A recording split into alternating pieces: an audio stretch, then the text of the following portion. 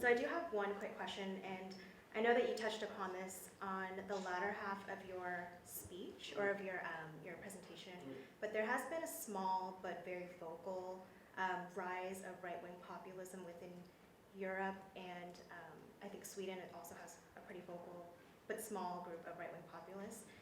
There's a European election coming up, the EU Parliament election, I think, in like 3 days.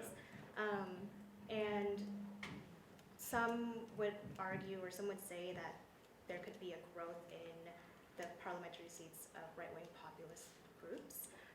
Do you have any concerns on the potential cohesion within the EU culture, if there's a growth in these seats with right-wing populist groups? And how do you think that'll affect Sweden's perspective in the EU context? As I said, I mean, this is part of the reality in Europe today. I think there are many reasons for the rise of xenophobia and far-right political movements in Europe. One is, globalization and how that is affecting, the kind of, how should I call it, the structural change of societies, and that some people might feel that they are losers in that process. Another is immigration. Some people think that it's too much too quickly. So, I mean, that is. I mean, I think it's unfortunate, but it's also part of the European democracies a right to express themselves. In this case of Sweden, in the latest elections, they scored about 17.5%, which is a very big number for Sweden. Sweden was not really used to having any such parties. It existed in many European countries for sometimes even decades. So for many, I think it was a shock, and how to grapple with this, how to kind of engage with these with these people is a big issue, while also still, of course, taking seriously what they say. And there's because I think there will always remain a tension between kind of elites and non-elites, between wealthy capitals and big cities and countryside, those educated, not so educated, and that is that is a real challenge. I mean, coming from a country which is characterized by, as you said, Dr. Park, before, social democracy, some would argue that this is a question of resource distribution. If we're able to allocate our resources, fairly evenly and fairly equitably, we will be able to, rein in those who use, who kind of otherwise are attracted by extreme groupings. And then about the European elections, or elections to the EU Parliament, that is an unfortunate fact, and maybe those of you who are political scientists here in the room could try to explain that, but there is unfortunately a difference still between national parliaments and the EU Parliament. It's as if the EU Parliament is not as important as the national parliamentary elections, which means that there is a lower turnout, and it's farther away from the national kind of capital, so there's kind of this feeling that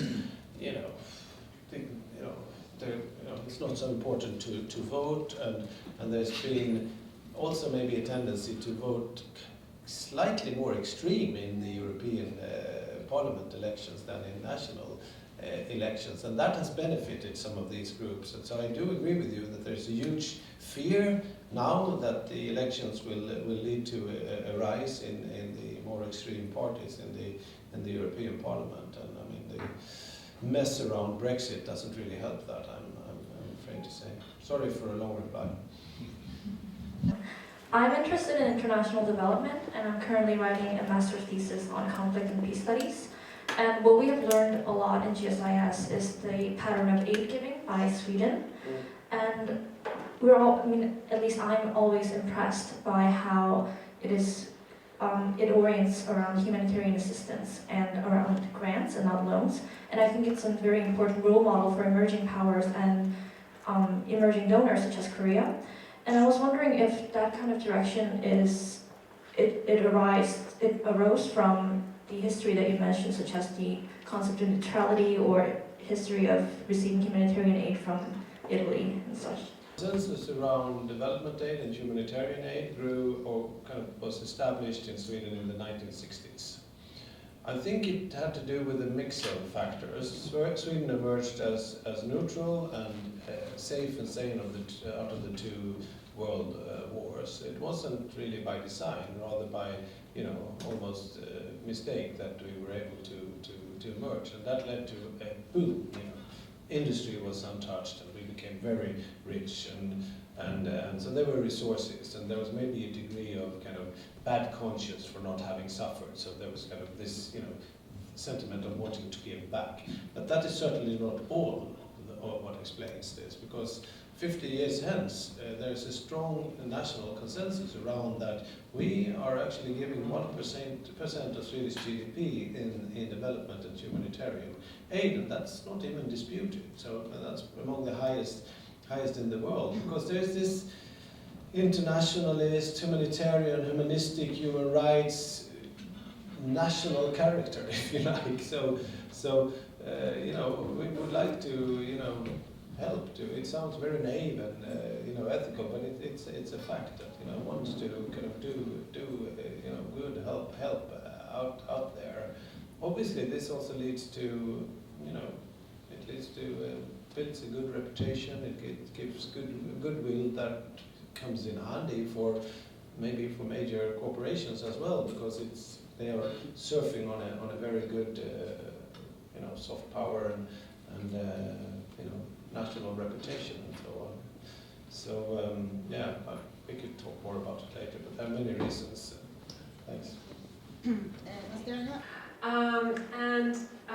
As you mentioned the Lord Russia, and you were talking about it, not like universe evil. So I was wondering if. Did I say universe evil? Yeah. So I was wondering if Sweden plan maybe in future to build bilateral relationship with Russia,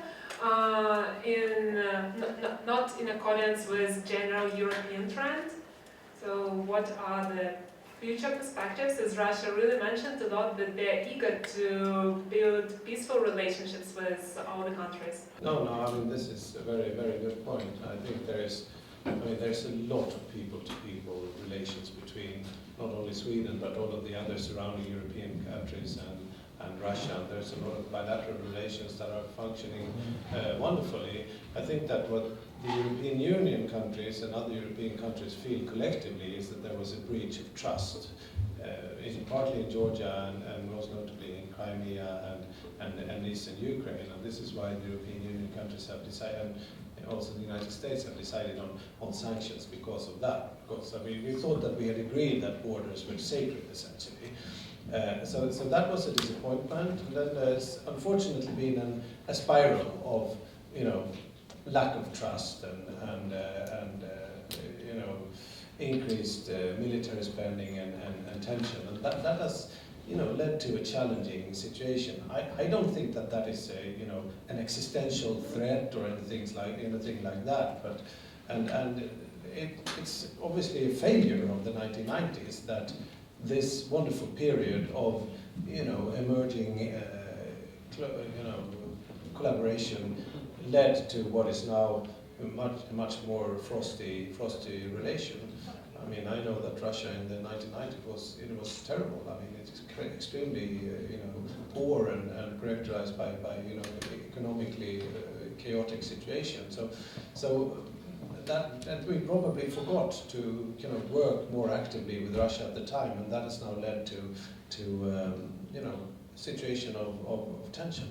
That's unfortunately a fact. However, it's nothing that affects tourism or it partly affects business, but people to people works beautifully. So only last year I was at CIPRI organizing a conference about non-traditional security in the Baltic Sea region, where we talked about how can we collaborate when it comes to the environment, how can we collaborate when it comes to issues like nuclear security, essentially the safety around peaceful uses of nuclear? How can we collaborate regarding issues like trafficking or policing or other areas, gender, whatever? And it was fairly successful. You need to look wider than the hard kind of military issues as well. But still, the fact remains that the rest of Europe, or many in Europe, thought that it was unfortunate that what happened in Georgia and later in Crimea, that it had to be solved through the course of recourse of violence.